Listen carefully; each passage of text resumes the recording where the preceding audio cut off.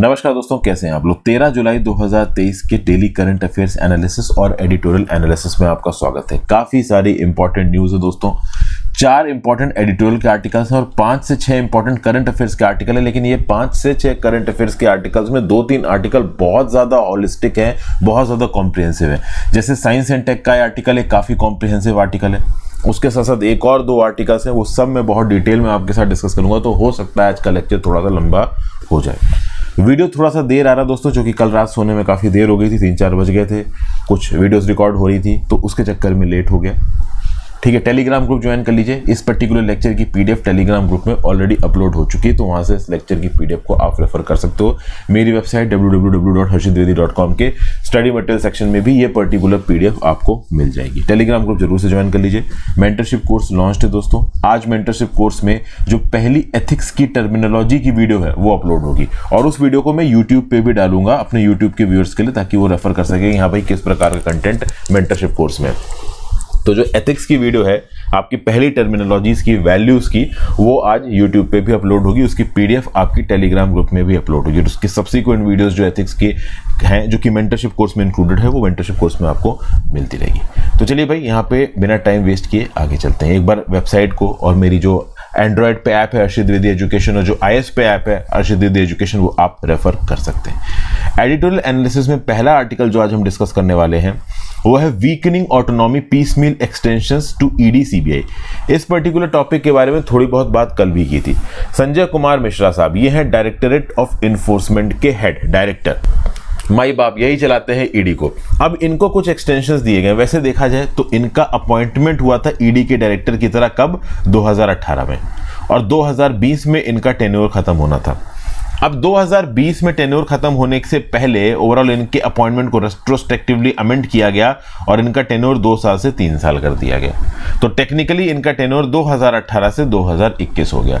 लेकिन जब 2021 आया तो इनको 1 साल का एक्सटेंशन दिया, तो 2022 तक कुर्सी पर बैठे रहे। और जब 2022 आया तब इनको 1 साल का एक्सटेंशन दिया, तो 2023 तक कुर्सी पर बैठे रहे। तो टेक्निकली नवंबर दिसंबर 2023 तक इनको कुर्सी पर बैठना था। लेकिन अब बीच में आ गई सुप्रीम कोर्ट। ठीक है, सुप्रीम कोर्ट ने 2021 में भी ये बोला था कि भाई संजय कुमार मिश्रा साहब को एक्सटेंशन ना दिया जाए। देखिए, नवंबर 2021 तक का उस समय पे जो टेन्योर था, जैसे कि मैंने आपको बताया कि 2018 से लेके 2020 तक का ओरिजिनल अपॉइंटमेंट था। 2020 में इनके ओरिजिनल अपॉइंटमेंट को चेंज करके टेन्योर 3 साल का किया गया। तो नवंबर 2021 तक इनको कुर्सी पर बैठना था। तो 2021 के में ही सुप्रीम कोर्ट ने सरकार से बोला, केंद्र की सरकार से, कि अब फर्दर एक्सटेंशन आप संजय कुमार मिश्रा साहब को मत दो। लेकिन सरकार ने यह बोला कि भाई देखिए, एग्जीक्यूटिव अपॉइंटमेंट्स हमारे हाथ में, इसलिए सरकार ने यहां पे अमेंडमेंट किया। कौन कौन से लॉज में? तो सेंट्रल विजिलेंस कमीशन एक्ट में, Delhi special police establishment act में। और इसके चलते ओवरऑल यहां पे एक्सटेंशन देने की पावर सीबीआई के हेड को और ईडी के हेड को मिल गई। किसको? सरकार को। और ओवरऑल टोटल टेन्योर इनका बनाया जा सकता था 5 साल का।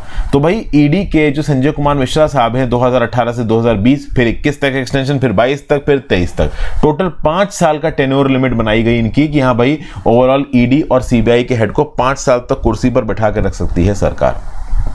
अब यहां पे दबे शब्दों में जो पर्टिकुलर ऑथर है ना, ये सुप्रीम कोर्ट को क्वेश्चन कर रहा है।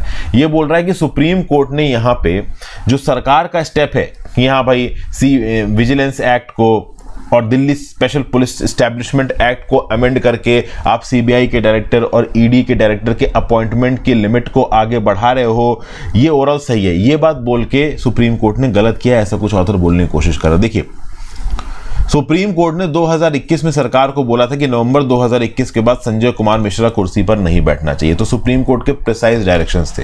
इन डायरेक्शंस को केंद्र की सरकार ने अमेंडमेंट करके बदल दिया और केंद्र की सरकार ने एक्सटेंशन दिए। तो अब चूंकि पहले सुप्रीम कोर्ट बोल चुकी थी कि संजय कुमार मिश्रा को कुर्सी से हटाना था, तो सुप्रीम कोर्ट ने बोला कि अब तो भैया आपको हटाना ही पड़ेगा। लेकिन at the same point of time supreme court ने यह भी बोल दिया कि ये जो अमेंडमेंट्स किए हैं केंद्र की सरकार ने, किसमें? सेंट्रल विजिलेंस कमीशन एक्ट में और Delhi special police establishment act में, ये अमेंडमेंट सही है। अब ये अपने आप में ऑथर बोल रहा है कि एक प्रॉब्लमेटिक चीज है। इस समय पे बहुत सारी अपोजिशन पॉलिटिकल पार्टीज केंद्र की सरकार के ऊपर और बीजेपी के ऊपर इल्जाम लगा रही हैं कि ये ईडी जैसी एजेंसीज का, सीबीआई जैसी एजेंसीज का, एनआईए जैसी एजेंसीज का गलत प्रकार से इस्तेमाल करते हैं अपोजिशन के लीडर्स को डराने के लिए, धमकाने के लिए। तो ऐसे समय पे ईडी और सीबीआई जैसी इन्वेस्टिगेटिंग एजेंसीज के जो हेड हैं वो इम्पार्शियल होने चाहिए, पॉलिटिकल न्यूट्रल होने चाहिए। अगर वो बंदा बायस्ड होगा तो वो ओवरऑल रूलिंग पार्टी के फेवर में काम करेगा और अपोजिशन पार्टी के अगेंस्ट में काम करेगा। तो एक ही बंदे को बार बार एक्सटेंशन देके आप एक्चुअली में सीबीआई और ईडी जैसे अथॉरिटीज की ऑटोनॉमी को खत्म कर रहे हो, ये इल्जाम लगा रहा है यहाँ पे ऑथर ये बोल रहा है कि इस ऑटोनॉमी को खत्म करने में सरकार का सुप्रीम कोर्ट भी साथ दे रही है। सुप्रीम कोर्ट भी भैया इन पर्टिकुलर अमेंडमेंट्स को सही बोल रही है, जबकि खास बात यह है कि सुप्रीम कोर्ट का जो एमिकस क्यूरी अपॉइंट किया गया था, जो फ्रेंड ऑफ द कोर्ट था, उसने साफ साफ ये रिकमेंड किया था कि जो सेंट्रल विजिलेंस कमीशन एक्ट और Delhi special police establishment act में जो अमेंडमेंट किए गए हैं डायरेक्टर को एक्सटेंशन देने के लिए टेन्योर को, इनको अनकॉन्स्टिट्यूशनल बोली है, सही नहीं है। उसके बावजूद भी सुप्रीम कोर्ट ने इनको कॉन्स्टिट्यूशनल बोला, मतलब सुप्रीम कोर्ट ने सरकार को यहाँ पे परमिशन दे दी है कि हाँ भाई सरकार इन पर्टिकुलर एजेंसीज को गलत प्रकार से इस्तेमाल कर ले। तो कुछ इस प्रकार की बातें ओवरऑल यहाँ पे बोली जा रही है इस पर्टिकुलर आर्टिकल में।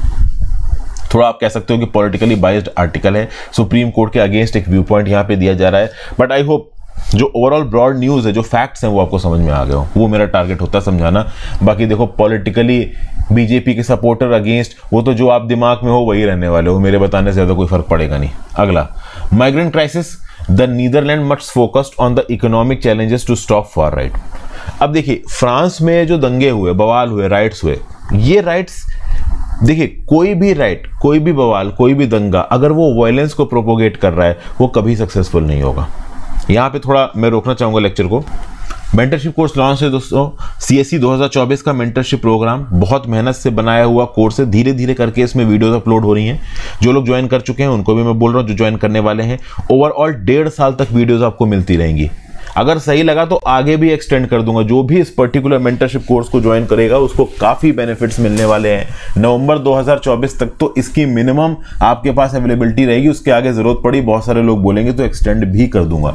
काफ़ी मेहनत से यहाँ पे वीडियोस डाली जा रही हैं, बहुत सारी वीडियोस यहाँ पे 100 से ज़्यादा ऑलरेडी डाल दी गई हैं, 150 से ज़्यादा पीडीएफ्स यहाँ पे ऑलरेडी अपलोडेड हैं। आप इस पर्टिकुलर केस कोर्स पे आके एक बार इसको अवेल करके देखिए, you will find a lot of benefit. और इसी पर्टिकुलर कोर्स में मैं एथिक्स की टर्मिनोलॉजी का कोर्स भी जोड़ रहा हूं। एथिक्स की टर्मिनोलॉजी का course overall free of cost मिलेगा इस पर्टिकुलर कोर्स के अंदर, जो ओवरऑल इस कोर्स में ऑलरेडी एनरोल करा चुके हैं। तो आप चाहें तो डेफिनेटली इस कोर्स को एक बार चेकआउट कर सकते हैं। चलिए वापस आ जाते हैं। थोड़ा बहुत देखो कोर्स के बारे में बताना पड़ता है, बताना ही पड़ेगा ना भाई, मेहनत पड़ रही है तो थोड़ा बहुत बताना तो बनता है। फिर जैसा कि मैंने बताया फ्रांस में हुआ बवाल। अब इस बवाल के चलते फ्रांस की जो ओवरऑल सोसाइटी है वो अंदर से टूटी हुई है।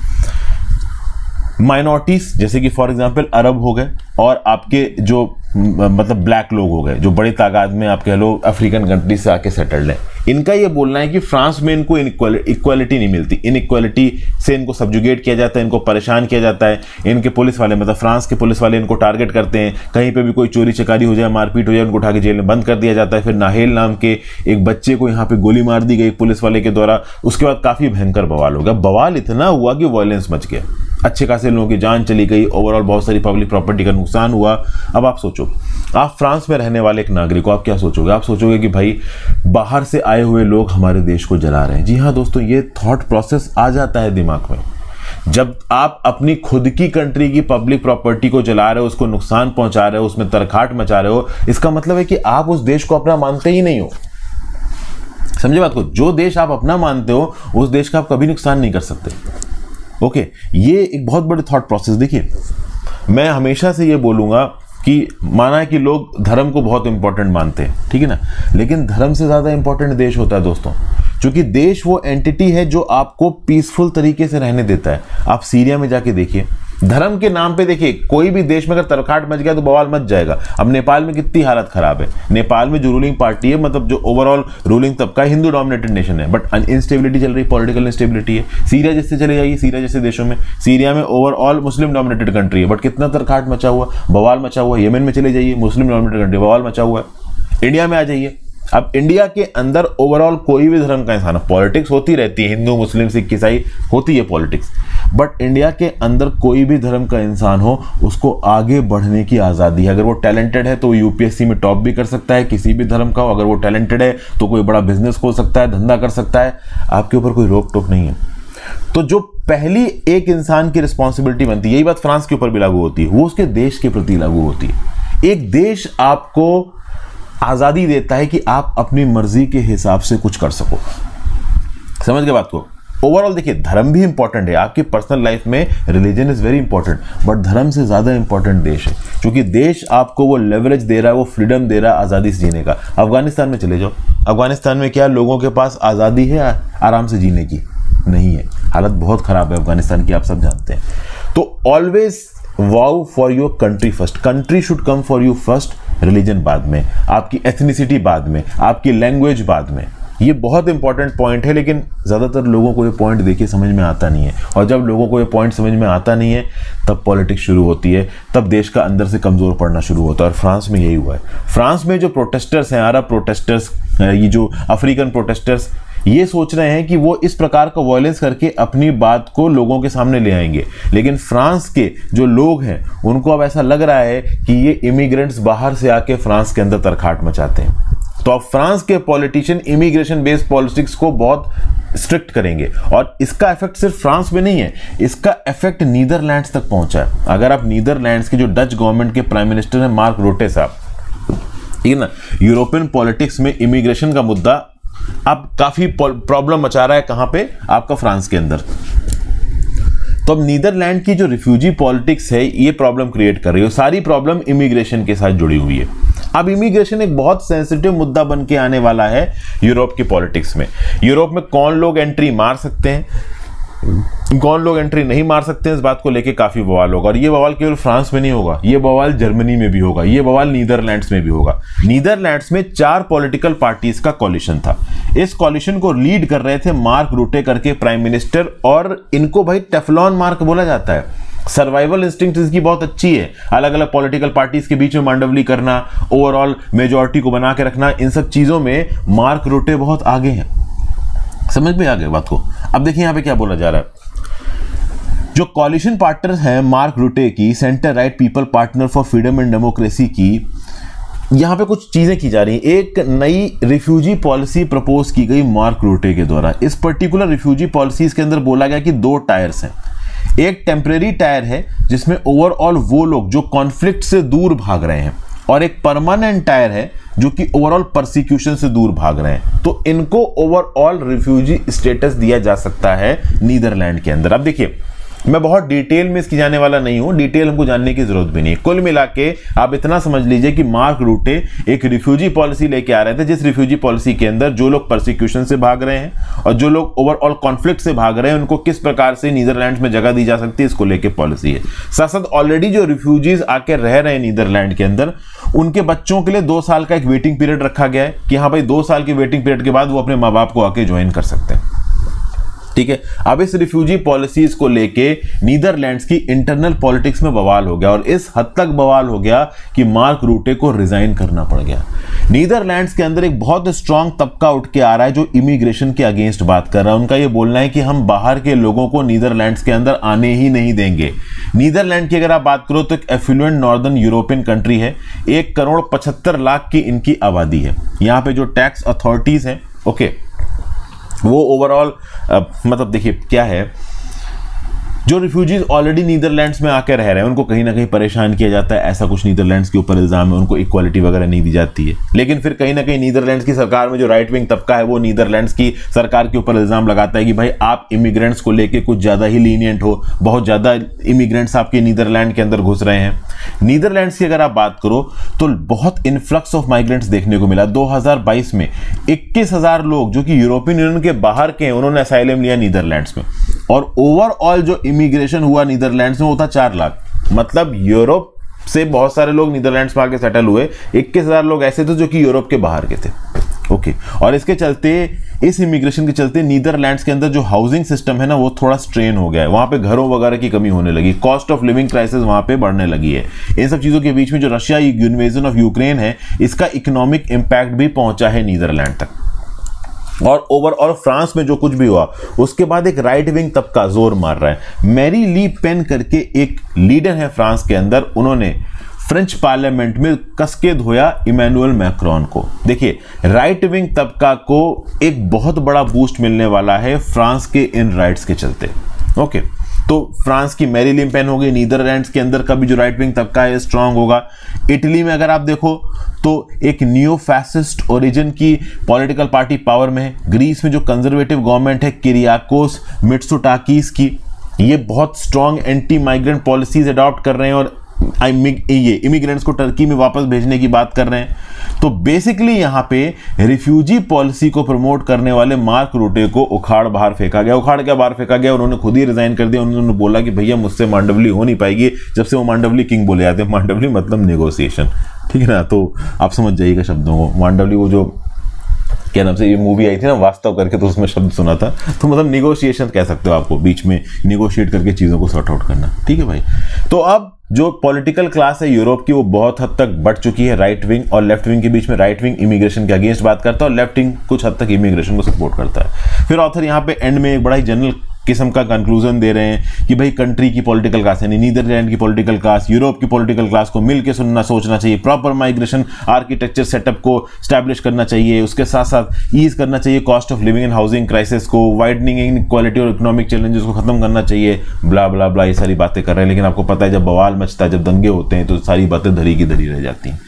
ठीक है भाई, चलिए आगे चलते हैं हम लोग। लेकिन हाँ, धरी के धरी रह जाती है इसका मतलब ये नहीं है कि जब आप एग्जाम देंगे तो आप ये बातें नहीं लिखेंगे। आपको यही बातें लिखनी है, आपको यही ओवरऑल एक मीडिएटेड अपना व्यू पॉइंट देना है। इमिग्रेशन के रिस्पेक्ट में जब भी अपना आंसर लिखोगे ना, आपको ये नहीं पता है कि दूसरे साइड पे जो आपका आंसर चेक कर रहा है वो क्या सोचता है, तो आपको अपने आंसर में बैलेंस स्थापित करना है। और बैलेंस कुछ इस हिसाब से स्थापित करना है कि आप बिल्कुल इमिग्रेशन के फेवर में भी ना नजर आओ और इमिग्रेशन के अगेंस्ट भी ना नजर आओ। तो आपका आंसर ये डिस्प्ले करना चाहिए कि हाँ भाई, इमिग्रेशन कुछ हद तक जरूरी है स्किल्ड लोगों का और साथ साथ उन लोगों का जिनके अगेंस्ट सच में अत्याचार हो रहा है। At the same point of time excessive immigration को इंडिया के अंदर रोकना है, क्योंकि ऑलरेडी इंडिया के अंदर 140 से 150 करोड़ की आबादी है। हमारे पास खुद रिसोर्सेस की और फूड सिस्टम्स की कमी है, हम बाहर के लोगों को बहुत ज्यादा अकोमोडेट नहीं कर पाएंगे। ठीक है, तो बैलेंस्ड रिस्पॉन्स। आगे चलते हैं। Loot, intransigent and darkening of the colonial lot.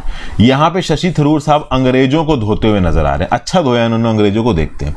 Recently news निकल के आई कि नीदरलैंड्स 484 वैल्यूएबल आर्टिफैक्ट्स को जो कि उन्होंने इंडोनेशिया और श्रीलंका से लूटे थे कॉलोनियल पीरियड के समय पे, वो वापस कर देंगे। जिसमें से लोम्बॉक ट्रेजर था, प्रीशियस स्टोन्स का, गोल्ड और सिल्वर ज्वेलरी थी, ये इंडोनेशिया को वापस दी जाएगी।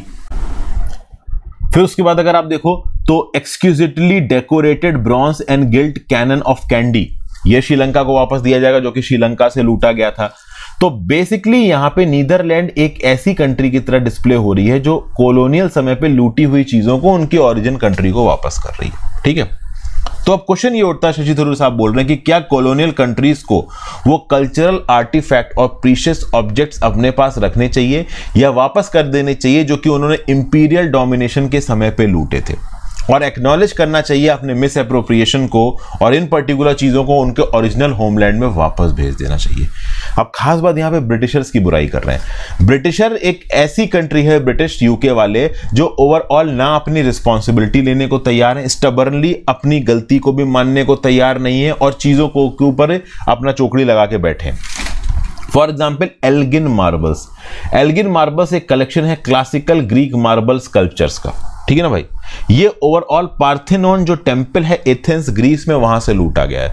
अब ये पर्टिकुलर एल्गिन मार्बल्स ये पर्टिकुलर ब्रिटेन वाले लेके बैठे हैं, वापस नहीं कर रहे। उसके बाद एक रोजेटा स्टोन है जो कि इजिप्ट से लूटा गया था 1802 में, आज भी आपको ब्रिटिश म्यूजियम्स में नजर आ जाएगा। इस प्रकार के बहुत सारे क्राउन ज्वेल्स, ठीक है ना। जब मैं लंदन गया था तो वहां पे crown jewels tower of London में, और जब मैं स्कॉटलैंड गया तो स्कॉटलैंड में स्कॉटलैंड के क्राउन ज्वेल्स, वो दोनों स्कॉटलैंड में अंग्रेजों के अंदर ही आ रहा है ना, यूनाइटेड किंगडम के अंदर। तो भैया दुनिया भर से लूटे हुए क्राउन ज्वेल्स आपको वहां पे नजर आ जाएंगे। कोहिनूर सब देखने को मिल जाएगा, कभी घूमने जाना तो देखना। रोजेटा स्टोन ये सब दिखेगा, एल्गिन मार्बल सब आपको वहां पे नजर आ जाएंगे उनके म्यूजियमों में। मतलब शशि थरूर साहब यहाँ पे ये बोल रहे हैं कि जो कुछ भी लूट रखा है ना इन अंग्रेजों ने, अगर ये वापस करने पे आ गए तो अंग्रेजी म्यूजियम खाली हो जाएंगे। ओके, जैसे कि फॉर एग्जांपल अगर आप देखो तो जैसे मैंने रोस्टर टोन बना दिया आपको, पार्थेनोन टेम्पल्स के एल्गिन मार्बल्स बता दिए। कुछ जगहों पे ये अंग्रेज जेनरोसिटी दिखाते हैं, जैसे कि अंग्रेजों ने बेनिन जो ब्रॉन्जेस थी, जो स्कल्पचर्स थे, जो ब्रिटिश फोर्सेस ने 1897 में नाइजीरिया से लूटे थे, वो उन्होंने वापस कर दी। लेकिन नाइजीरिया की चीजें भले वापस की जा रही, इंडियन आर्टिफैक्ट्स को तो वापस करने का नाम भी नहीं ले रहे ब्रिटिशर्स। फॉर एग्जाम्पल कोहनी diamond, for example Amravati stupa. जब भी इंडियन आर्टिफैक्ट्स को वापस करने की बात आती है ना, तब ओवरऑल ये चुप हो जाते हैं, क्योंकि इंडियन सबकॉन्टिनेंट से इतने सारे आर्टिफैक्ट्स इन्होंने लूटे हैं कि अगर इंडियन सबकॉन्टिनेंट के आर्टिफैक्ट वापस करने पे आ गए तो उनके पास ज्यादा कुछ बचेगा नहीं। नाइजीरिया के तो 1-2 आर्टिफैक्ट्स है, बेनिन ब्रॉन्जेस हो गए, वापस कर दिए। इंडिया से तो बतेरे स्टोन्स और पता नहीं प्रीशियस ऑब्जेक्ट्स इन्होंने लूट रखे हैं। समझ के बात को? तो अब हमको समझना जरूरी है कि क्या यहाँ पे अगर ब्रिटिशर्स इन आर्टिफैक्ट्स को वापस नहीं कर रहे हैं तो किस हद तक ये गलत है, किस हद तक ये सही है, हमें करना क्या चाहिए। देखिए, आज की डेट में हम ब्रिटिशर्स को हर चीज के लिए ब्लेम नहीं कर सकते। हम ब्रिटिशर्स को बहुत सारी चीजों के लिए ब्लेम करते हैं। हमें लूटा, हमें गरीब बनाया, इंडिया को अमीर से गरीब कंट्री बनाया, इंडिया पाकिस्तान बना दिया, धर्म के नाम पे लड़ाई करवा दी, बहुत सारी चीजों के लिए ब्रिटिशर्स के ऊपर इल्जाम लगता है। ठीक है, लेकिन आज की डेट में इंडिया में जो भी प्रॉब्लम्स है, हर चीज के लिए आप ब्रिटिशर्स को रिस्पॉन्सिबल नहीं ठहरा सकते। आपको ओवरऑल कहीं ना कहीं चीजों का सॉल्यूशन खुद ढूंढना पड़ेगा। उसके साथ साथ ब्रिटिशर्स इंडिया से जो भी लूट के गए हैं वो वापस कर देंगे तो इससे सब कुछ सॉर्ट आउट हो जाएगी, ऐसा भी जरूरी नहीं है। ठीक है ना? Return of looted items is not a panacea to cure all ills and wrongs of colonialism. Colonialism जो भी गलत हुआ वो गलत सही नहीं हो जाएगा अगर ये क्राउन ज्वेल्स ब्रिटेन इंडिया को लौटा देता है तो।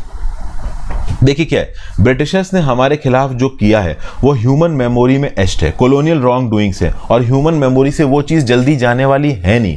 लोगों के दिमाग में वो चीज़ें जिंदा रहती हैं।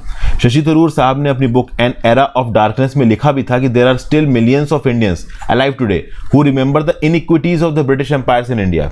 History belongs to the past but understanding it and doing whatever what can about it that's the duty of the present. मतलब पहले जो हुआ उसके अगेंस्ट जो गुस्सा है, जो रोष है, जो नाराजगी है लोगों के दिलों में, वो तो देखो है और वो आगे भी रहेगी, वो इतनी जल्दी जाएगी भी नहीं। लेकिन प्रेजेंट जनरेशन की ड्यूटी ये बनती है कि हम ओवरऑल प्रेजेंट कंटेक्स्ट के हिसाब से चीज़ों को एसेस करें और डिसीजन लें। तो हमें ये समझना पड़ेगा कि जो भी हमारे पास से चुराया गया है बस उसको हम वापस मंगा के पुराने समय के कोलोनियलिज्म के ट्रॉमा और हॉरर को भूल पाएंगे, ऐसा कुछ भी सही नहीं है। तो ये रेस्टिट्यूशन अगर हमको मिल जाता है, ये पुरानी चीज़ें अगर हमको मिल भी जाती हैं तो भी सारी चीज़ें सॉर्ट आउट हो जाएंगी, ऐसा कोई भी बात ज़रूरी नहीं है। ठीक है ना भाई, ये सब बातें यहाँ पे बताई जा रही हैं। ये जो रिटर्न है कल्चरल आर्टिफैक्ट्स के, it is rather a moral obligation which the owes west to its colony just as reparations can be morally justified as wealth and economic success of these former colonial powers were built on the broken backs of their colonies। क्या बोला जा रहा है यहाँ पे? देखिए, अगर ये कल्चरल आर्टिफैक्ट्स अंग्रेज इंडिया को वापस कर देते हैं या दुनिया भर की कंट्रीज को वापस कर देते हैं तो ये एक मॉरल ऑब्लिगेशन है। यहाँ पे अंग्रेजों का क्या हो जाएगा कि हाँ भाई वो अपनी गलती मान रहे हैं, तो एक प्रकार से इनडायरेक्टली वो सॉरी बोल रहे हैं, और उसके साथ साथ वो हमारी लूटी हुई चीज़ों को हमें वापस कर रहे हैं। तो मॉरली वो एक करेक्ट डिसीजन ले रहे हैं, ये यहाँ पे इंपॉर्टेंट हो जाता है। तो they are morally taking a correct decision. ठीक है, उसके आगे क्या बताया जा रहा है यहाँ पे? The return of cultural item offers a semblance of justice as well as expiates a legal and moral obligation which cannot be and should not be ignored। ठीक है, तो अगर कोई कल्चरल आइटम वापस होता है तो कहीं ना कहीं भाई ओवरऑल एक मॉरली सही स्टेप ले रहे हैं ये लोग, और हमें उसको इग्नोर नहीं करना चाहिए, हमें उसकी कहीं ना कहीं तारीफ करनी चाहिए। ओके, क्या बोला जा रहा है? The return of some of the treasures looted from India in the course of colonialism is also much easier solution than financial reparations would be। कई बार क्या होता है कि ये जो कॉलोनियल कंट्रीज हैं इनसे बहुत सारी कंट्रीज जुर्माना मांगती हैं, हर्जाना मांगती हैं। जैसे कि अफ्रीका की बहुत सी कंट्रीज अक्सर कर इन अंग्रेजों से और फ्रांस से इनसे तो जुर्माना मांगती है कि तुमने पास्ट में हमारे खिलाफ इतना अत्याचार किया है, हमारा पैसा दो, हमारा कंपनसेशन भरो। अब इंडिया इकोनॉमिकली काफ़ी एफ्लुएंट है तो हम जुर्माना नहीं मानते, और अगर कोई जुर्माना दे देगा तो भी चीज़ें सॉर्ट आउट नहीं होंगी। खास बात यहाँ पे एक और बात बताई जा रही है ब्रिटिश के दोगले नौकर की नेचर की, कि भाई नाजी एरा के समय की जो आर्ट है उसके भी बहुत से मास्टर पीसेस को अंग्रेजों ने चुराया था, लेकिन वो वापस किए जा रहे हैं। तो यूरोप की वेस्टर्न कंट्रीज जो हैं उनके चुराए हुए चीज़ों को तुम वापस कर रहे हो, तो इंडिया की चुराई हुई चीज़ों को क्यों नहीं वापस कर रहे हो? और हमारा जो कोहिनूर डायमंड है वो क्वीन मदर के क्राउन में लगा हुआ है टावर ऑफ लंदन के अंदर। ओके, तो जब आप जाके उस कोहिनूर आइलैंड को देखोगे तो इससे पता चलता है कि it is a reminder of injustices जो कि एक इंपीरियल पावर ब्रिटेन ने इंडिया के ऊपर एग्जीक्यूट किए हैं, जो लूट, प्लंडर, मिस अप्रोप्रिएशन किया है, ये सब कहीं ना कहीं इस चीज से दिखता है। तो जो बेयर मिनिमम ये ब्रिटिशर्स कर सकते हैं वो ये हैं कि भाई एक माफी मांग ले और इस कोहिनूर को हमें वापस कर दें। और खास बात ये कि अगर ये वापस कर देंगे तो चीज़ें बंद नहीं होंगी। देखिए आप ब्रिटिशर्स क्या सोचते होंगे, ब्रिटिशर्स ये सोचते होंगे कि हम माफ़ी मांग लेंगे, हम इन क्राउन ज्वेल्स को वापस कर देंगे तो फिर से हमारे पुराने कांडों पे नज़र आ जाएगी, हमें और क्रिटिसाइज किया जाएगा, हमने पहले जो किया है उसके ऊपर और बातचीत की जाएगी, तो चुप रहो, कुछ मत करो। ठीक है ना भाई। तो ओवरऑल कॉलोनियलिज्म का जो जस्टिस है वो ना फाइनेंशियल रेपरेशन से हो सकता है, ना ही कल्चरल रेपरेशन से हो सकता है, लेकिन हाँ एक मॉरल रिस्पॉन्सिबिलिटी जरूर यहां पे ब्रिटेन पूरा कर सकता है। ब्रिटेन वो भी पूरा नहीं कर रहा है। ब्रिटेन को पता है कि ओवरऑल अगर उन्होंने इंडिया के आर्टिफैक्ट्स को लौटाया तो उनके म्यूजियम्स में यहां पे कुछ भी बचने वाला नहीं है, तो सॉरी तक नहीं बोल रहे हैं। यहां पे ब्रिटेन को करना चाहिए, क्या करना चाहिए, कुछ ऐसा करना चाहिए। जब विली ब्रांड चांसलर बने जर्मनी के, तो जब वॉर्सो घेटो में गए 1970 में, वॉर्सो घेटो में बहुत सारे जूस को मारा था नाजी ऑक्यूपेशन के समय पे, तो वहां पे उन्होंने झुक के माफी मांगी ज्यूस से कि भाई हमें माफ कर दिया। बात यह है कि उस समय पे पोलैंड में ज्यादा ज्यूस रहते नहीं थे, जब मारा जा रहा था तो पोलैंड में बहुत से ज्यूस रहते थे, ज्यादा ज्यूस बचे नहीं थे। दूसरा, यहां पे जो विली ब्रांड थे वो एक सोशलिस्ट है, ठीक है ना, और सोशलिस्ट को खुद नाजीज द्वारा प्रोसिक्यूट किया गया था, तो उन्होंने तो अत्याचार भी नहीं किया था, ना ही उनकी कम्युनिटी और क्लास ने अत्याचार किया था, बट उसके बाद भी विली ब्रांड ने माफी मांगी ज्यूस से। क्यों माफी मांगी? क्योंकि विली ब्रांड जर्मनी के चांसलर हैं और as a leader of Germany, Germany वो कंट्री थी जिसकी लीडरशिप लेके हिटलर ने इन जूस को मारा था। तो भाई कहीं ना कहीं जर्मनी के लोगों के बिहाफ पे विली ब्रांड यहां पे जूस से माफी मांग रहे थे। मतलब ये जो स्टेप लिया है ना ओवरऑल यहां पे अपनी नीज पे गिर के माफी मांगने का, किसने? विली ब्रांड ने। ये जर्मनी के लोगों के बिहाफ पे किया उनके चांसलर ने, और ये बताया कि हाँ भाई जर्मनी सच में शर्मिंदा है जो उन्होंने पास्ट में किया। तो क्या उस प्रकार की चीज ओवरऑल इंडिया के अगेंस्ट नहीं की जा सकती? अपनी किताब इन ग्लोरियस एम्पायर में यूनाइटेड किंगडम को भी अटोनमेंट करना चाहिए। इंडिया को ना फाइनेंशियल रेपरेशन की जरूरत है, ना कल्चरल रेपरेशन तो देखो होना चाहिए, बट फाइनेंशियल रेपरेशन की जरूरत है। हमें पैसे नहीं चाहिए इंग्लैंड अंग्रेजों से, लेकिन हाँ at the same point of time एक माफी जरूर चाहिए। जैसे कनाडा के प्राइम मिनिस्टर जस्टिन ट्रूडो साहब ने 2016 में माफी मांगी। कोमागातु मारुशुप को वापस इंडिया भेज दिया गया था, कनाडा में डॉक नहीं करने दिया गया, और जिन लोगों को वापस भेजा गया उनमें से बहुत सारे लोगों की मौत हो जाती है। इस चीज के लिए जस्टिन ट्रूडो ने पूरे कनाडा के बिहाफ पे 2016 में माफी मांगी थी। तो जब कनाडा माफी मांग सकता है, जर्मनी का चांसलर माफी मांग सकता है, तो यूके क्यों नहीं मांग सकता? यूनाइटेड किंगडम इतना क्यों शांत बैठा है? लेकिन देखिए बात यही है, यूनाइटेड किंगडम इस समय पे इंट्रांसिजेंट है, बहुत ही ज्यादा अड़ा हुआ बैठा है, ना वो माफी मांग रहा है, ना वो कॉलोनियल आर्टिफैक्ट्स की वापस कर रहा है, फाइनेंशियल रिपरेशन की तो बात ही छोड़ दो। तो आज भी एल्गिन मार्बल्स ब्रिटिश म्यूजियम में, मैकेनिकल टाइगर टीपू सुल्तान का आपका विक्टोरिया और एल्बर्ट म्यूजियम में ये वहां पड़े हुए हैं, उनकी बात भी नहीं करते, ना ही उनकी माफी मांगते। इनफैक्ट चलो एक बार को कल्चरल आर्टिफैक्ट्स को साइड हटाओ, जिस प्रकार से जस्टिन ट्रूडो ने कोमागातु मारू की माफी मांगी, उसी प्रकार से जलियांवाला बाग की तो माफी अंग्रेज मांग ही सकते हैं ना, उसकी भी माफी नहीं मांग रहे। तो ना ही वो अपनी मॉरल ड्यूटी को कल्चरल रेपरेशन से पूरा कर रहे हैं, ना ही वो अपने एथिकल रेपरेशन को पूरा कर रहे हैं, ना ही वो अटोनमेंट कर रहे हैं, वो अपने ही अंदाज में बैठे हुए हैं, अपने आप को बिल्कुल सही बोल रहे हैं। तो यहाँ पे एक्चुअली में शशि थरूर साहब ब्रिटिशर्स को क्रिटिसाइज करते हुए नजर आ रहे हैं। आई होप आर्टिकल आपको समझ में आ गया हो, मजा आया हो आर्टिकल में। अगले आर्टिकल पे चलते हैं, quiet diplomacy could ease South China tension. सब देखिए यहाँ पे क्या हुआ है। फॉरेन मिनिस्टर इंडिया के और ओवरऑल फिलीपींस के मिले 5th meeting of the Philippines India joint commission bilateral cooperation Delhi में 29 जून को। टारगेट क्या था? Shared interest of the two maritime Asian republics and nearly 75 years of diplomatic history. External affairs minister Jaishankar साहब, फिर secretary of foreign affairs of the Philippines Enrique Manalo, उन्होंने बातचीत की कि कैसे बायलैटरल पार्टनरशिप मनीला और दिल्ली के बीच में 21वीं शताब्दी में बढ़ाई जाएगी। अब यहाँ पे इंटरनेशनल पॉलिसी और फॉरेन अफेयर्स में कुछ इंपॉर्टेंट आप कह लो अनाउंसमेंट भी किए इंडिया ने। देखिए सबसे पहली बात तो जो रेजिडेंट डिफेंस अटैचे ऑफिस है मनीला में, इसको ओपन किया जाएगा इंडिया के द्वारा। बायलैटरल जो कॉपरेशन है आपका कोस्ट गार्ड्स ऑफ दोनों कंट्रीज के बीच में, इंडिया फिलीपींस के बीच में, इसको बढ़ाया जाएगा। बहुत सारे नेवल एसेट्स मनीला इंडिया से खरीदेगा through a concessional line of credit from Delhi. Expansion किया जाएगा of training and joint exercises on the maritime security and disaster responses. एक मैरीटाइम डायलॉग यहाँ पे कॉमन्स किया जाएगा, ओके, इस पर्टिकुलर पार्टनरशिप को नर्चर करने के लिए। रीजनल और मल्टीलेटरल इश्यूज पे बहुत से एग्रीमेंट साइन किए जाएंगे, खासकर जब मैरीटाइम हाईवे की बात हो रही है, जैसे कि साउथ चाइना सी। अब खास बात दोस्तों यहाँ पे ये है कि साउथ चाइना सी को लेके इंडिया ने अपना ही बड़ा स्ट्रॉन्ग स्टांस यहाँ पे सामने रखा है। देखिए, United Nations convention on the law of sea, UNCLOS में ओवरऑल अगर आप देखो तो फिलीपींस गया था 2013 के लगभग पे 19 फरवरी 2013 से पहले ही इनफैक्ट साउथ चाइना सी में जो चाइना की इनकर्जनरी एक्टिविटीज हैं उनके अगेंस्ट कंप्लेन फाइल की थी फिलीपींस ने। उनक्लोज में जब केस पहुंचा, अच्छा उनक्लोज के कोर्ट में परमानेंट कोर्ट ऑफ आर्बिट्रेशन में केस पहुंचा, ठीक है, उनक्लोज गाइडलाइंस के अंदर। अब बात यह है कि उनक्लोज गाइडलाइंस के अंदर साउथ चाइना सी के यूजेज को लेकर केस लड़ा जा रहा था। चाइना का यह बोलना है कि हम इसके ऊपर कोई बातचीत ही नहीं करेंगे, साउथ चाइना सी पे तो हमारा हिस्टोरिकल क्लेम है, तो साउथ चाइना सी तो हमारा है, हम उसको छोड़ने वाले हैं नहीं। चाइना ने यहां पे ये बात साफ साफ बोल दी। फिलीपींस ने बोला क्या बकवास कर रहे हो, चाइना ने बोला हम इस पर्टिकुलर प्रोसीडिंग में हिस्सा ही नहीं लेंगे। समझ गए बात को। तो उनक्लोज का जो एनेक्स 7 है ये स्टिपुलेट करता है कि the absence of a party और a failure of party to present it shall not be a bar to the proceedings।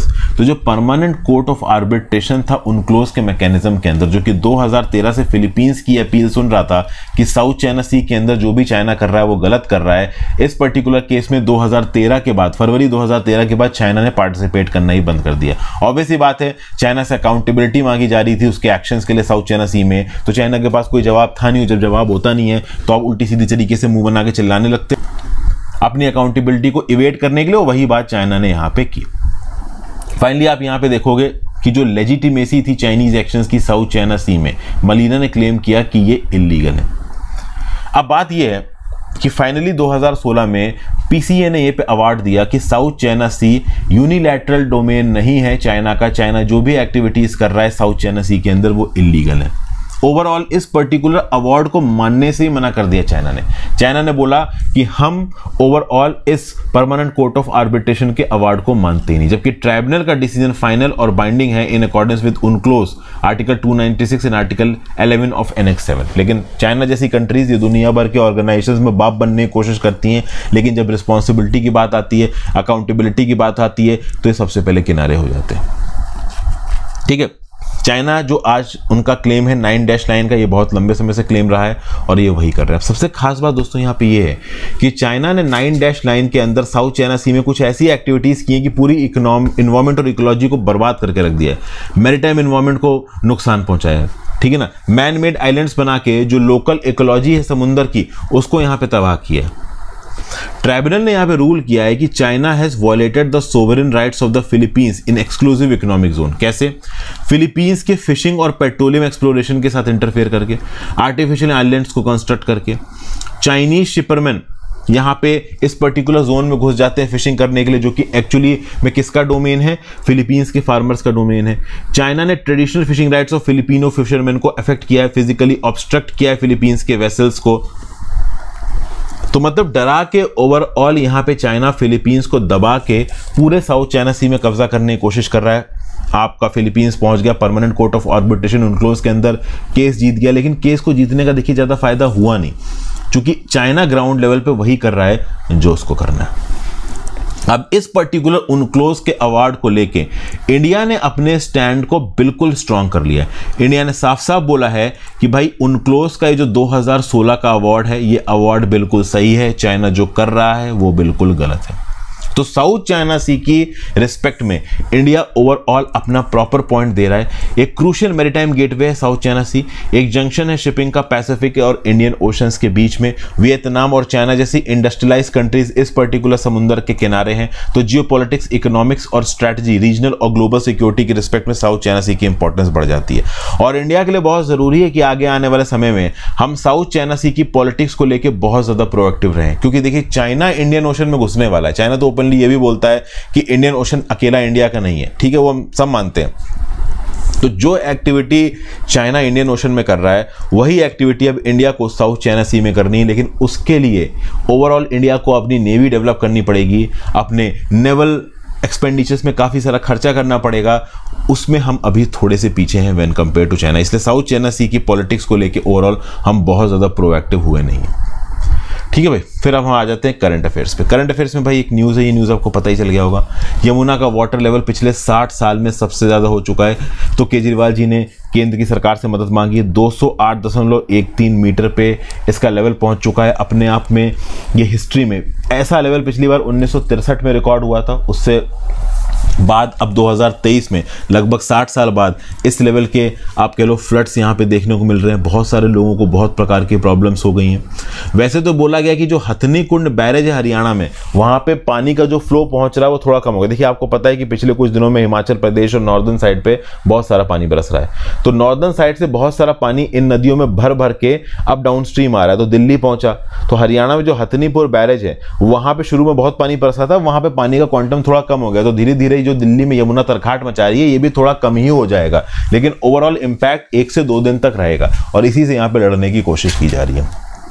फिर लोगों की 1978 की ट्रेजेडी की यादें वापस आ गई हैं। ये सीन है दिल्ली का 1978 का। लोगों के घरों तक घर बंद हो गया था, जो जहाँ पे था वो वहीं पे रुक गया था, कहीं इधर उधर नहीं निकल पा रहा था। तो ओवरऑल 1978 की सिचुएशन को अभी 2023 की सिचुएशन से कंपेयर किया जा रहा है। तो ज़्यादा कुछ यहाँ पे नहीं था। तो ओवरऑल फ्लड्स जो दिल्ली में रह रहे हैं वो इस चीज़ को मॉनिटर कर ही रहे होंगे। आगे भैया इस्कॉन के एक मॉन्क हैं, इनको यहाँ पे सजा दी गई है क्योंकि इन्होंने स्वामी विवेकानंद जी के अगेंस्ट और रामकृष्ण परमहंस जी के अगेंस्ट कुछ गलत बोल दिया है, या फिर कह लो कुछ अनडिजायरेबल बोल दिया है। क्या बोला है इसको समझने की कोशिश करते हैं। तो international society of Krishna consciousness ISKCON ने पनिश किया है मॉन्क अमोघ लीला दास को। किसके लिए? इनअप्रोप्रिएट और अनएक्सेप्टेबल कमेंट्स के लिए। किसके ऊपर? रामकृष्ण परमहंस जी के ऊपर और स्वामी विवेकानंद जी के ऊपर। और इनको 1 महीने के लिए बैन कर दिया गया इस्कॉन से और पब्लिक लाइफ से इनको विड्रॉ करने के लिए बोला गया। मतलब आप शिष्यों से नहीं मिल सकते, आप ओवरऑल स्टेटमेंट्स नहीं दे सकते, तो सजा दी गई। उसके बाद भी अगर इन्होंने अपनी एक्टिविटीज बंद नहीं की तो हो सकता है इस्कॉन के एम्बिट से इनको बाहर निकाल दिया जाए। तो 43 ईयर ओल्ड मॉन्क है, इनके अगेंस्ट प्यूनिटिव एक्शन लिया गया। इन्होंने बोला क्या? पहली बात तो इन्होंने ये बोल दी कि स्वामी विवेकानंद साहब मछली खाते थे। ठीक है, तो मछली खाने के लिए स्वामी विवेकानंद साहब को इन्होंने क्रिटिसाइज किया। अब वेस्ट बंगाल में बवाल मच गया। वेस्ट बंगाल की सोसाइटी में मछली बहुत आम बात है दोस्तों, मछली उनकी डाइट का हिस्सा है। और ब्राह्मण्स भी वेस्ट बंगाल के अंदर मछली खाते थे, जो कि ओवरऑल कल्चरल प्रैक्टिसेस बहुत हद तक आपके रीजन और ज्योग्राफी से अफेक्ट होती हैं। तो हो सकता है कि लखनऊ में रहने वाला एक ब्राह्मण नॉनवेज ना खाए, मछली ना खाए, लेकिन वही ब्राह्मण अगर हो सकता है पहाड़ों में रह रहा हो या फिर कोस्टल इलाकों में रह रहा हो वेस्ट बंगाल आसपास में, तो वो वहाँ पे मछली खाए। तो सोसाइटी के हिसाब से आपकी डाइटरी प्रैक्टिसेस वेरी करती हैं। और ओवरऑल वेस्ट बंगाल के अंदर तो मेजॉरिटी पॉपुलेशन आपकी डाइट में मछली खाती है। स्वामी विवेकानंद जी भी वहीं से आए थे। तो उस केस में स्वामी विवेकानंद जी के ऊपर आप इल्ज़ाम लगा रहे हो कि नहीं भाई ये मछली खा के इन्होंने गलत किया, तो ये चीज़ बहुत डिसरिस्पेक्टफुल थी और इस डिसरिस्पेक्टफुल चीज़ के लिए यहाँ पे सजा दी गई है मॉन्क अमोघ लीला दास को। ठीक है ना, इनको ये बोला गया है कि अमोघ लीला दास derogatory remarks towards these esteemed personalities aimed at their dietary preferences were not only disrespectful but also show the lack of awareness about the diversity of spiritual paths and personal choices। ठीक है ना, फिर ये बताया जा रहा है कि भैया fundamental principles of mutual respect, religious harmony, tolerance, इन सब चीज़ों को यहाँ पे याद रखने की ज़रूरत है। कि जो इस्कॉन और रामकृष्ण मिशन है ये West Bengal based Hindu religious और स्पिरिचुअल ऑर्डर्स हैं, केवल आप कह लो वेस्ट बंगाल में नहीं पूरी दुनिया में फैले हुए हैं। ओके, जैसे फॉर एग्जांपल अगर आप लंदन में जाते हो या फिर आप आयरलैंड में जाते हो तो वहाँ पे इस्कॉन का गोविंदा करके एक रेस्टोरेंट है। मतलब ये पर्टिकुलर जो ऑर्गेनाइजेशंस है ना, इन्होंने अम्बिट केवल इंडिया के अंदर स्थापित नहीं की, पूरी दुनिया में एस्टैब्लिश्ड है। पूरी दुनिया में सोसाइटीज काम कर रही हैं। इस्कॉन को फाउंड किया गया था श्रीला प्रभुपाड़ के द्वारा 1966 में। इसका हेडक्वार्टर है मायापुर, वेस्ट बंगाल, नादिया डिस्ट्रिक्ट में। ये इन्फॉर्मेशन नोट कर लो। पूछा जा सकता है कि भाई इस्कॉन का फाउंडेशन कब हुआ है। वी नेवर नो कि यूपीएससी इस प्रकार के क्वेश्चंस को पूछ देगा। ठीक है, और इस्कॉन का जो द्वारका चैप्टर है उसके वाइस प्रेसिडेंट है मिस्टर अमोघ साहब। पंजाबी फैमिली के हैं, दिल्ली के, सोशल मीडिया पे काफी पॉपुलर हैं। इन्होंने रामकृष्ण परमहंस जी का जो एक टीचिंग है जो तो मत तो पोथ, as many faiths so many paths, इसको भी यहाँ पे क्रिटिसाइज कर दिया। तो ओवरऑल रामकृष्ण परमहंस जी की भी थ्योरी को क्रिटिसाइज कर दिया। स्वामी विवेकानंद जी को भी यहाँ पे मछली खाने के लिए क्रिटिसाइज कर दिया। तो लोग अच्छा खासा नाराज हो गए हैं इनसे, अमोघ लीला दास जी से। अब आपका क्या व्यू पॉइंट है आप जरूर बताइए नीचे। फिर भैया यूरोपियन पार्लियामेंट फिर से इंडिया के इंटरनल मुद्दों में घुसने की कोशिश कर रही है। इनके यहाँ पे खुद पे बवाल चल रहे हो तो उनको कोई फर्क नहीं पड़ता, दूसरों के बवालों में इंटरफेयर करने के लिए इनको बहुत टाइम है।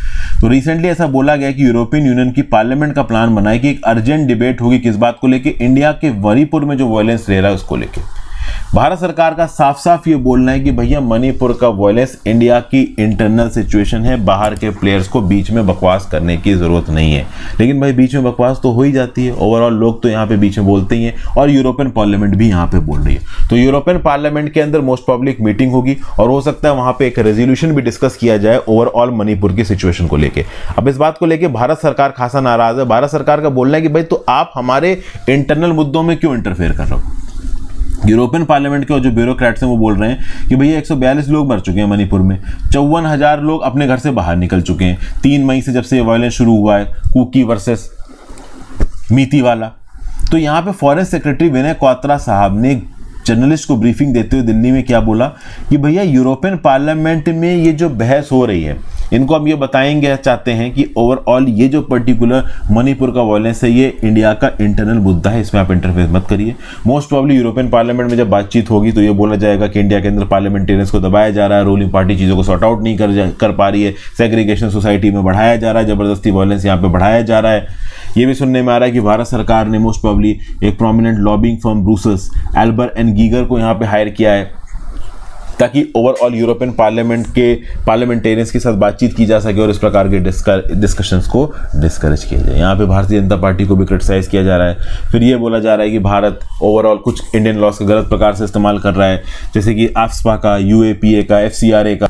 तो ये सब चीज़ें हैं। तो मतलब यूरोपियन पार्लियामेंट अब ओवरऑल मणिपुर के इस पर्टिकुलर राइट्स को लेके या फिर कह लीजिए लड़ाई को लेके, एथनिक टेंशंस को लेके, और उसके साथ साथ जो इंडियन गवर्नमेंट का लॉज का गलत इस्तेमाल है इसको लेके ओवरऑल एक डिस्कशन, एक रेजोल्यूशन पास कराने वाला है।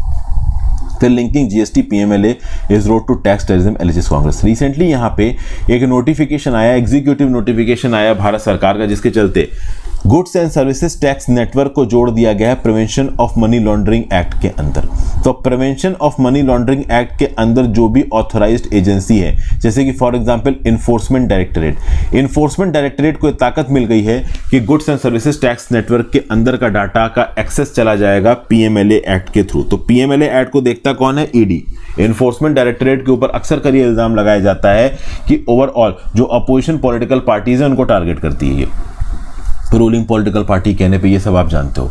तो ओवरऑल जीएसटीएन को पीएमएलए के अंदर के नेटवर्क पे लाके इन्फोर्समेंट डायरेक्टरेट के पास सारे बिजनेसेस का डाटा पहुंच जाएगा। तो वो बिजनेसेस जो कि एंटी बीजेपी हैं या फिर कह लो प्रो अपोजिशन है, उनको यहाँ पे परेशान किया जा सकता है ईडी के द्वारा। तो पीएमएलए के अंदर जीएसटीएन का एम्बेड लाके जीएसटी की इंफॉर्मेशन उसको दे के ओवरऑल आप टैक्स टेररिज्म फैला रहे हो।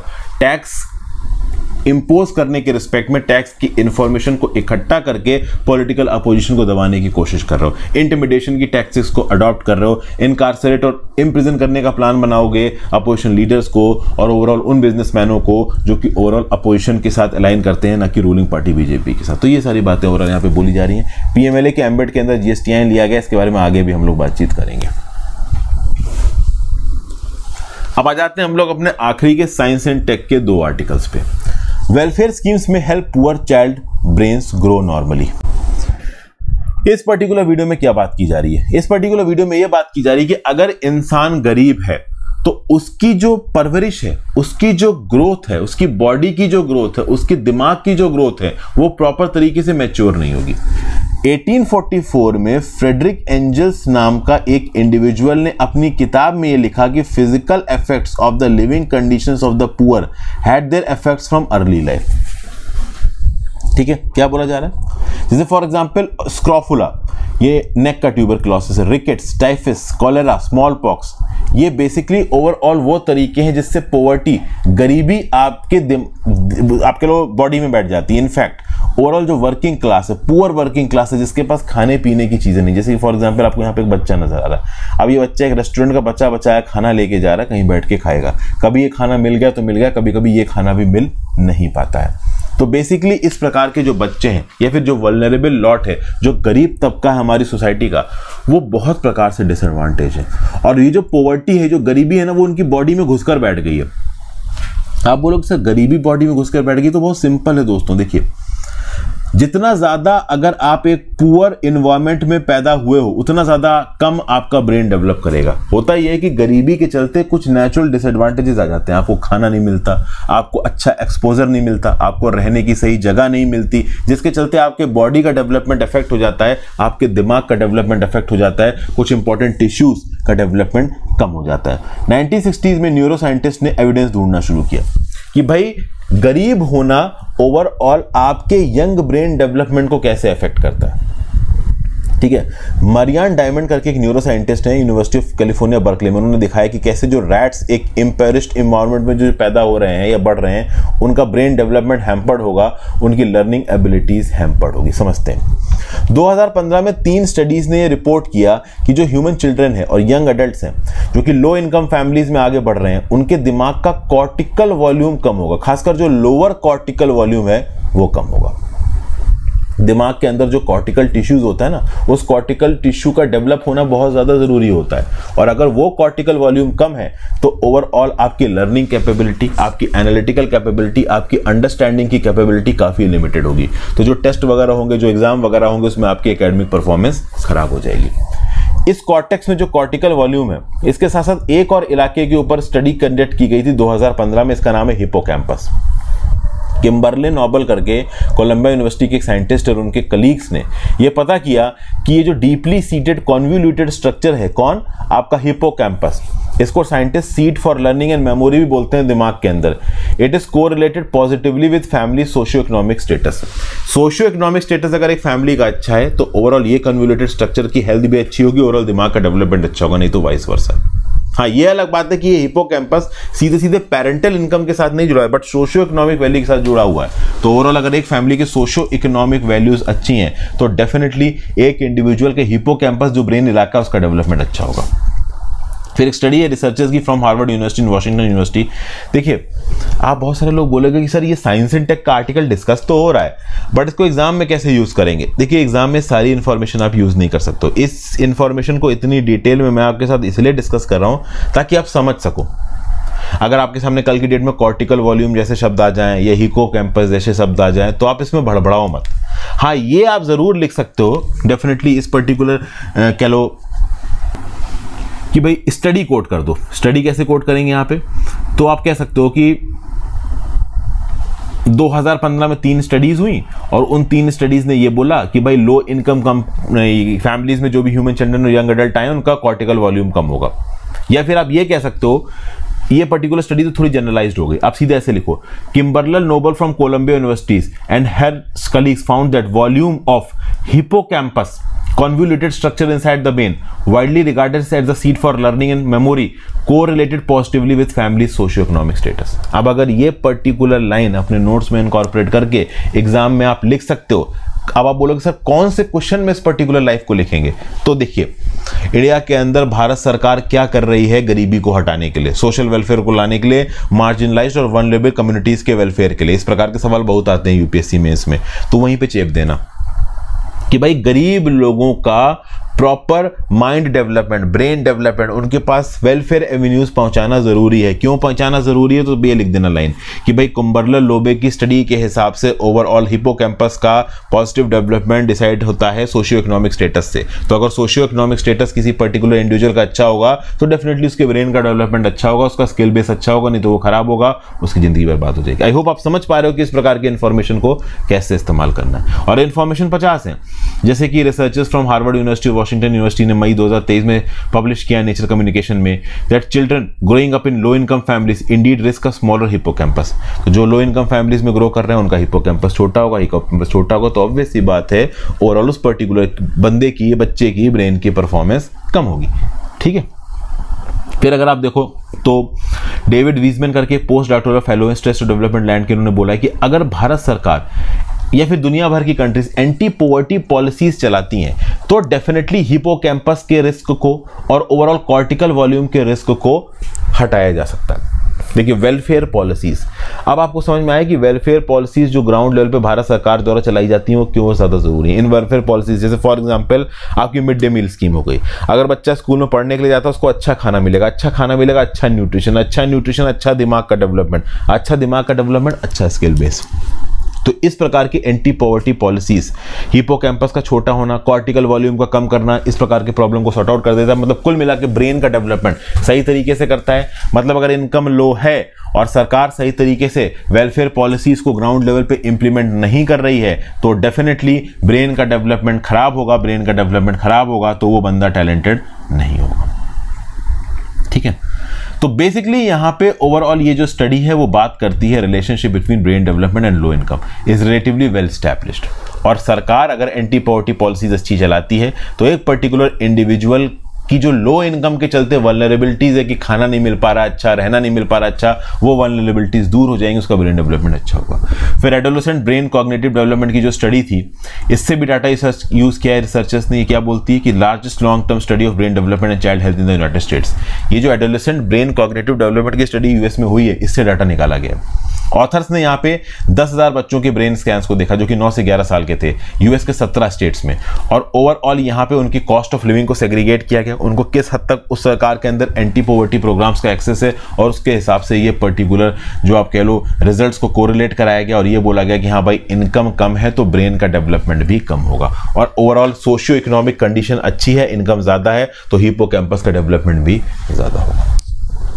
तो हिपोकैम्पस की हमने बात कर ली, कॉर्टिकल वॉल्यूम की बात कर ली। उसके साथ साथ दोस्तों साइकोपैथोलॉजीज, बहुत सारी इंटरनल साइकोपैथोलॉजीज होती हैं, बहुत सारी एक्सटर्नल साइकोपैथोलॉजीज होती हैं। इंटरनल साइकोपैथोलॉजी मतलब डिप्रेसिव डिसऑर्डर है, एंग्जाइटी है, तो भैया लड़की छोड़ के चली गई या बॉयफ्रेंड छोड़ के चला गया तो भैया इंसान डिप्रेशन में चला गया। डिप्रेसिव डिसऑर्डर्स हैं, हो जाते हैं लोगों को, बहुत सारी चीज़ों को लोगों को डिप्रेशन हो जाता है। घर में पैसे नहीं हैं, ठीक है ना, मम्मी पापा लड़ते हैं, पापा ज़्यादा शराब पीते हैं, बहुत सारी गर्लफ्रेंड छोड़ के चली गई है। एक इंसान की लाइफ में 50 तरीके की प्रॉब्लम हो सकती है, उसको डिसऑर्डर हो जाता है, परेशानी हो सकती है, डिप्रेशन हो सकता है। उसी प्रकार से बहुत सारी एक्सटर्नल साइकोपैथोलॉजीज भी होती हैं, ठीक है ना, जैसे कि फॉर एग्जांपल ड्रग अब्यूज हो गया, वायलेंट बिहेवियर हो गया। तो ओवरऑल वो इंडिविजुअल जो कि गरीब घर का नहीं है या फिर जिसकी सोशियो इकोनॉमिक कंडीशन अच्छी है, उसकी इंटरनलाइजिंग और एक्सटर्नलाइजिंग साइकोपैथोलॉजीज कम होंगी। इंटरनलाइजिंग मतलब डिप्रेशन होना, एंग्जाइटी होना, और आपका एक्सटर्नलाइजिंग मतलब ड्रग अब्यूज, वायलेंट बिहेवियर होना। ये दोनों ही प्रकार की इंटरनलाइजिंग और एक्सटर्नलाइजिंग जो पैथोलॉजीज हैं, इनका इफेक्ट उन केसेस में कम होता है जहां पे बच्चों के पास ओवरऑल इनकम ज्यादा है, मतलब वो लो इनकम कैटेगरी को बिलोंग नहीं करते, उनकी सोशियो इकोनॉमिक कंडीशन बेटर है। तो ऐसे केसेस में ये इंटरनलाइजिंग और एक्सटर्नलाइजिंग साइकोपैथोलॉजीज भी आपको ज्यादा परेशान नहीं करेगी। तो आई होप दोस्तों यहाँ पे देखिए, मैं बहुत ज्यादा इसमें बताने वाला नहीं हूं। हिपोकैम्पल, इंटरनलाइजिंग एंड एक्सटर्नलाइजिंग साइकोपैथोलॉजीज और ओवरऑल कॉर्टिकल वॉल्यूम, इसका क्या इंपैक्ट है, स्टडीज कौन कौन सी है, 2-3 पॉइंट अच्छे अपने नोट्स में जॉट डाउन कर लीजिए। इस आर्टिकल को डिस्कस करने का जो ऑब्जेक्टिव है वो पूरा हो जाएगा। फिर यहाँ पे कुछ और चीजें बताई जा रही है, जैसे फॉर एग्जांपल अगर आप देखो तो 2007 से लेकर 2011 में जो अमेरिकन इंडियंस, अलास्का के नेटिव्स और अफ्रीकन अमेरिकन रह रहे हैं आपके यूएस में, उनका पॉवर्टी रेट सबसे ज्यादा है। तो चूंकि उनका पॉवर्टी रेट सबसे ज्यादा है तो उनकी ओवरऑल जो लर्निंग कैपेबिलिटीज का कॉम्प्रोमाइज है, जो कॉर्टिकल वॉल्यूम है, जो हिपोकैम्पस है, वो थोड़ा कम है। इंडिया के अंदर शेड्यूल कास्ट, शेड्यूल ट्राइब्स और अदर बैकवर्ड क्लासेस, ये भी बहुत ज्यादा पुअर हैं बाकी कैटेगरी ऑफ क्लासेस से। तो इन क्लासेस के अंदर भी ओवरऑल इस प्रकार की प्रॉब्लम्स देखने को मिल सकती है जो हम यहाँ पे डिस्कस कर रहे हैं। इसीलिए बहुत जरूरी है कि ओवरऑल सरकार की बहुत सारी जो प्रो पुअर वेलफेयर पॉलिसीज हैं, इनको ग्राउंड लेवल पे इंप्लीमेंट किया जाए ताकि इस प्रकार की प्रॉब्लम को हम लोग सॉर्ट आउट कर सकें। फाइनली आ जाते हैं नेशनल रिसर्च फाउंडेशन क्या है। What is national research foundation?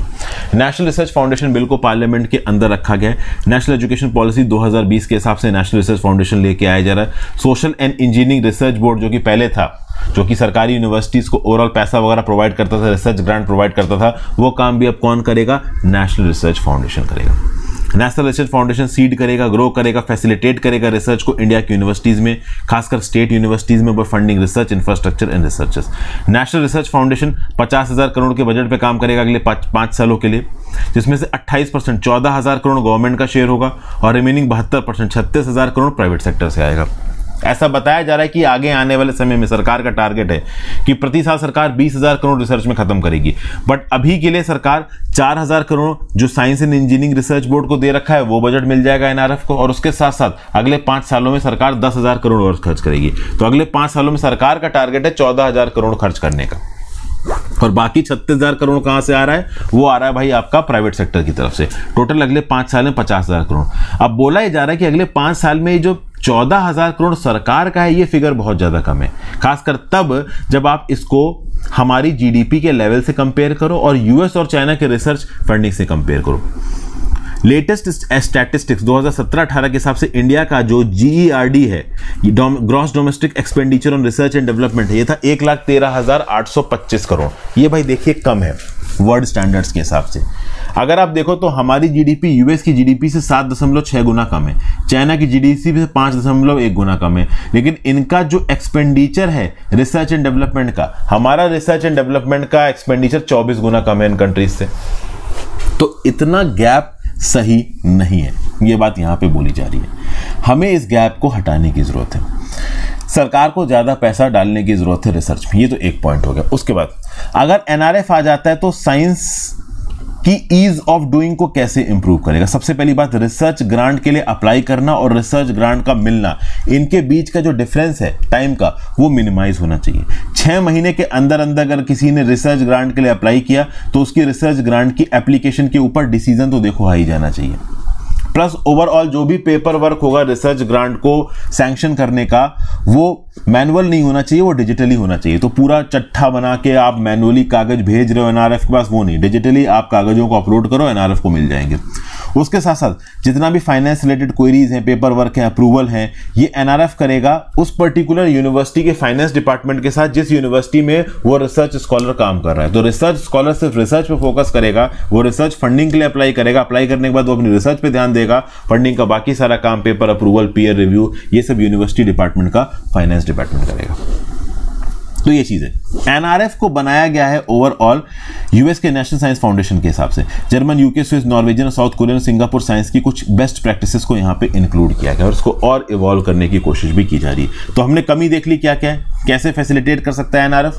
तो रिसर्च ग्रांट के लिए अप्लाई किया और वो रिसर्च ग्रांट मिली, इसके बीच में जो टाइम पीरियड है वो 6 महीने से कम का होना चाहिए। दूसरा, जो भी पेपर वर्क है वो मैनुअल नहीं होगा, डिजिटलाइज होगा, एनआरएफ ने ऐसा बोला। तीसरा, research scholar overall finance granting की एप्लीकेशन डालने के बाद फाइनेंस पे ध्यान देगा। यूनिवर्सिटी जो डिपार्टमेंट है, यूनिवर्सिटी का जो आपका फाइनेंस डिपार्टमेंट है, वो सारा पेपर वर्क यहाँ पे कंप्लीट करेगा।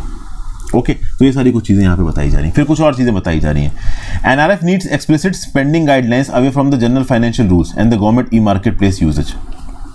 तो भैया देखिए यहाँ पे क्या बताया जा रहा है, इंडिपेंडेंट गाइडलाइंस। देश के रिसर्च एंड डेवलपमेंट के लिए अगर पैसा कहीं से निकल के आ रहा है तो किसी और चीजों के ऊपर डिपेंडेंट नहीं होते। जनरल फाइनेंशियल रूल्स आपके बाकी एक्सपेंडिचर के ऊपर इन्वॉल्व होते हैं या फिर लागू होते हैं, वो आपके इस पर्टिकुलर फाइनेंस ग्रांट के ऊपर लागू नहीं होना चाहिए। यहाँ पे इनोवेशन, थोड़ा ऑटोनॉमी पैसे की खर्च में आपको प्रोवाइड करनी पड़ेगी और जो पैसा है वो टाइमली बेसिस पे मिलना चाहिए। ओके, ये नहीं कि भाई आपने एप्लीकेशन डाली हो, साल, 1.5 साल, 2 साल तक पैसा आ ही नहीं रहा। ठीक है, और आज का अपना आखिरी आर्टिकल, थोड़े ज़्यादा आर्टिकल्स हो गए हैं आज, लेक्चर भी थोड़ा लंबा है, बहुत ज़्यादा लंबा लेक्चर थोड़ा सा भारी पड़ जाता है और थोड़ा डिले भी हो जाता है उसको बनाने में। तो भाई, is it possible to have partial app bans, यहाँ पे बोला जा रहा है। Telecom regulatory authority of India trying to regulate messaging apps. देखिए क्या होता है, इंडिया के अंदर कहीं पे भी भारी बवाल हुआ, कहीं पे दंगे भड़क गए, कुछ भी गड़बड़ हो गई, तो क्या है, इंटरनेट शट डाउन कर दिया आपने। ठीक है, तो आपने इंटरनेट शट डाउन कर दिया, कम्युनिकेशन लॉकडाउन लगा दिया, सब कुछ आपने बंद कर दिया। ओके, इंटरनेट शटडाउन इंपोज किए जाते हैं राज्यों में, डिस्ट्रिक्ट में फ्रॉम टाइम टू टाइम, ताकि प्रोवोकेटिव कंटेंट के स्प्रेड को रोका जा सके। तो व्हाट्सएप पे इंफॉर्मेशन प्रोवोकेटिव फैल रही कि हाँ भाई उस पर्टिकुलर मंदिर में ये हो गया, उस पर्टिकुलर मस्जिद में ये हो गया, भैया लड़ाई हो गई वहाँ पे, लोगों की पैशंस, फीलिंग्स, जब इस प्रकार की न्यूज़ सर्कुलेट होती है ना, धर्मगुरु को हमारे ये बोल दिया, तब उसको वेरीफाई भी नहीं किया जाता बहुत सारे केसेस में। हो सकता है झूठी न्यूज़ हो सकता है मिसक्रिएंट्स ने लोगों को फैलाने के लिए, भड़काने के लिए फैलाई हो, लोग सही मान लेते हैं, लड़ना शुरू कर देते हैं, सड़कों पर उतर आते हैं, तलवारें निकल जाती हैं, बंदूकें निकल जाती हैं। तो कम्युनिटी चार्ज पीरियड्स में ओवरऑल प्रोवोकेटिव कंटेंट को दबाने के लिए इंटरनेट शटडाउन कर दिया था। अब यहाँ पे सोचा जा रहा है कि यार इंटरनेट शटडाउन में क्या होता है ना, जो काम की चीज़ें होती है वो भी बंद हो जाती है। कोई एजुकेशनल क्लास कर रहा है, यूट्यूब देख रहा है, वर्क, बैंकिंग, इन्फॉर्मेशन से रिलेटेड चीज़ें देख रहा है, वो भी बंद हो जाती है।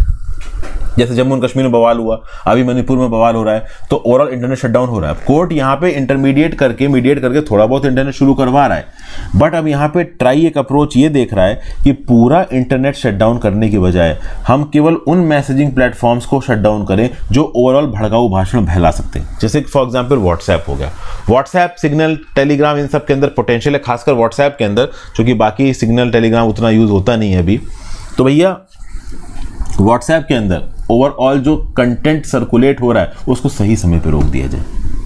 ठीक है ना, ये सब बातें यहाँ पे की जा रही हैं। तो ट्राई की अप्रोच ये बोलती है कि जो टेलीकॉम ऑपरेटर्स हैं, जो मैसेजिंग ऐप फर्म्स है लाइक व्हाट्सएप, ये कॉपरेट करें और शटडाउन के समय पे चीज़ों को सॉर्ट आउट करने की कोशिश करें। अब समझिए 2015 और 2018 में भी इस बात का डिस्कशन हुआ है। जो टेलीकॉम रेगुलेटर्स हैं जैसे कि एयरटेल हो गया, आइडिया हो गया, ये क्या चाहते हैं कि व्हाट्सएप जैसे प्लेटफॉर्म्स को भी लाइसेंस लेना पड़े। देखिए अगर एयरटेल को काम करना है, वोडाफोन आइडिया को काम करना है, रिलायंस जियो को काम करना है तो लाइसेंस लेना पड़ता है सरकार का। व्हाट्सएप जैसे कंपनी को काम करने के लिए कोई लाइसेंस लेने की जरूरत नहीं। और व्हाट्सएप भी भैया ऑडियो कॉलिंग की सुविधा दे रहा है, वीडियो कॉलिंग की सुविधा दे रहा है, मैसेजिंग की सुविधा दे रहा है, तो भाई आप इनको क्यों नहीं रेगुलेट कर रहे हो? तो एक तो टेलीकॉम डिपार्टमेंट के, एक तो टेलीकॉम ऑपरेटर्स प्रेशराइज कर रहे हैं भारत सरकार को कि भैया आप इन मैसेजिंग प्लेटफॉर्म्स को जो कि ओवर द टॉप सर्विसेज देते हैं ऑडियो वीडियो कॉलिंग की, इनको रेगुलेट करो, इनको लाइसेंसिंग की जरूरत है। दूसरा क्या है भाई कि भारत सरकार ने कुछ चेंजेस किए। आईटी रूल्स 2021 में अमेंडमेंट्स किए गए, ट्रेसेबिलिटी का क्लॉज डाला गया, बोला गया कि व्हाट्सएप के अंदर अगर कोई मैसेज सर्कुलेट हुआ है तो भैया व्हाट्सएप बताएगा कि उस मैसेज का ओरिजिन क्या है। अब अगर ओरिजिन बनाने के लिए व्हाट्सएप को अपना एंड टू एंड इनक्रिप्शन तोड़ना पड़ेगा। तो ओवरऑल व्हाट्सएप जब इस प्रकार की इंफॉर्मेशन देते नहीं तो सरकार को गुस्सा आता है कि भाई बहुत ज़्यादा हो गया, इन व्हाट्सएप के ऊपर भी लाइसेंसिंग की रिक्वायरमेंट्स लगाते हैं, हमारी बातें नहीं सुन रहे। अब प्रॉब्लम ये है कि अगर ओवरऑल व्हाट्सएप के ऊपर आप लाइसेंसिंग की रिस्पॉन्सिबिलिटी लगा भी देते हो तो क्या व्हाट्सएप की यूज़ आप रोज पाओगे? मान लो कि सरकार ने व्हाट्सएप बैन कर दी, एक सेकंड के लिए मान ले, तो क्या हम व्हाट्सएप को यूज़ नहीं कर सकते? बिल्कुल कर सकते हैं। हम वर्चुअल प्राइवेट नेटवर्क की बेसिस पे व्हाट्सएप को यूज़ कर सकते हैं। वर्चुअल प्राइवेट नेटवर्क्स क्या करते हैं कि भैया जो भी इंटरनेट टेलीकॉम सर्विसेज ब्लॉक करती है उनकी सर्विसेज को उसके आगे एक आपका बाईपास से लगा देते हैं, ठीक है ना। जो सर्वर आपका डिस्प्ले होगा वो कहीं और का होगा, देश के बाहर का होगा। आप क्या इंफॉर्मेशन ऑनलाइन ब्राउज कर रहे हो वो पता ही नहीं चल पाएगा उस पर्टिकुलर। जैसे फॉर एग्जांपल अगर मान लो किसी साइट को ब्लॉक कर दिया गया, जैसे इंडिया में बहुत सारी पॉर्न साइट्स ब्लॉक है, तो अगर आप फोन पे अपने एयरटेल फोन पे जाके खोलोगे नहीं खुलेंगी, लेकिन अगर आप वर्चुअल प्राइवेट नेटवर्क के थ्रू खोलोगे तो खुल जाएंगी। तो व्हाट्सएप अगर आप मान लो सीधे सीधे इस्तेमाल नहीं कर पा रहे हो फोन में, कल की डेट में सरकार ने कोई लाइसेंसिंग रिक्वायरमेंट लगा दी, तो भी आप वर्चुअल प्राइवेट नेटवर्क का इस्तेमाल करके उनको यूज कर सकते हो। समझ गए? तो यहां पे सरकार ने एक जंग वर्चुअल प्राइवेट नेटवर्क के अगेंस्ट भी छेड़ रखी है। सरकार की जो घृणा है, जो डिस्ट्रस्ट है वर्चुअल प्राइवेट नेटवर्क की तरफ, वो भी बढ़ रहा है। वर्चुअल प्राइवेट नेटवर्क अक्सर इनक्रिप्टेड होता है, ठीक है ना भाई। वर्चुअल प्राइवेट नेटवर्क में जो डाटा होता है वो रूट होता है to servers located in another country. वो अपने आईपी एड्रेसेस को लगातार बदलते हैं, उनके सर्विसेज डिटेक्शन को एवॉइड कर पाए, ब्लॉकिंग को एवॉइड कर पाए। ओके, बहुत सारे वर्चुअल प्राइवेट नेटवर्क के फर्म्स का ये भी बोलना है कि वो लॉग्स मेंटेन नहीं करते कस्टमर की यूसेज का, ठीक है ना भाई। तो ये सब बातें ओवरऑल यहाँ पे बताई गई हैं। ओके, इंडिया की कंप्यूटर इमरजेंसी रिस्पांस टीम ने 2022 में वर्चुअल प्राइवेट नेटवर्क्स के लिए नियम कानून निकाले कि भैया इंडिया के जो वर्चुअल प्राइवेट नेटवर्क्स के यूजर्स हैं उनका डाटा आप लॉग इन करोगे और भारत सरकार को प्रोवाइड करोगे। तो बहुत सारे वर्चुअल प्राइवेट नेटवर्क्स ने जो फिजिकल प्रेजेंस थी इंडिया के अंदर खत्म कर ली और वो फॉरेन से अपने ऑपरेशन चला रहे हैं, और फॉरेन से चाहे वो अपने ऑपरेशन चला रहे हैं तब भी इंडिया के अंदर लोग वर्चुअल प्राइवेट नेटवर्क को इस्तेमाल कर रहे हैं। तो ये सारी प्रॉब्लम है दोस्तों यहाँ पे। आई होप इस पर्टिकुलर लेक्चर में आपको कुछ ना कुछ यहाँ पे जानने को मिला होगा। ओके, अब अगर आप ह्यूमन राइट्स की बात करो तो इंटरनेट राइट एक्टिविस्ट का ये बोलना है कि वर्चुअल प्राइवेट नेटवर्क को ब्लॉक मत करो। भारत सरकार तो वर्चुअल प्राइवेट नेटवर्क के पीछे पड़ गई है। ये इंटरनेट राइट एक्टिविस्ट बोल रहे हैं कि virtual private network online privacy provide करते हैं। कॉन्स्टिट्यूशन ऑफ इंडिया में right to freedom of speech and expression है, तो प्राइवेसी की भी स्पीड आपको फ्रीडम है। तो virtual private network digital privacy provide कर रहे हैं, सरकार को इनको ब्लॉक नहीं करना चाहिए। सरकार बोल रहे हैं कि इसी प्राइवेसी का फायदा उठा के टेररिस्ट बम फोड़ रहे हैं, तो हमें तो करना पड़ेगा। तो ये भी एक लीगल जंग है जो आगे आने वाले समय में जारी रहेगी। So thank you for watching friends. Lecture यहाँ पे खत्म कर देता हूँ, लंबा हो गया। वीडियो को लाइक और शेयर कर दीजिएगा। मेंटरशिप कोर्स हो सके तो ज्वाइन कर लीजिए और टेलीग्राम ग्रुप ज्वाइन कर लीजिए लेक्चर की अपडेट्स के लिए।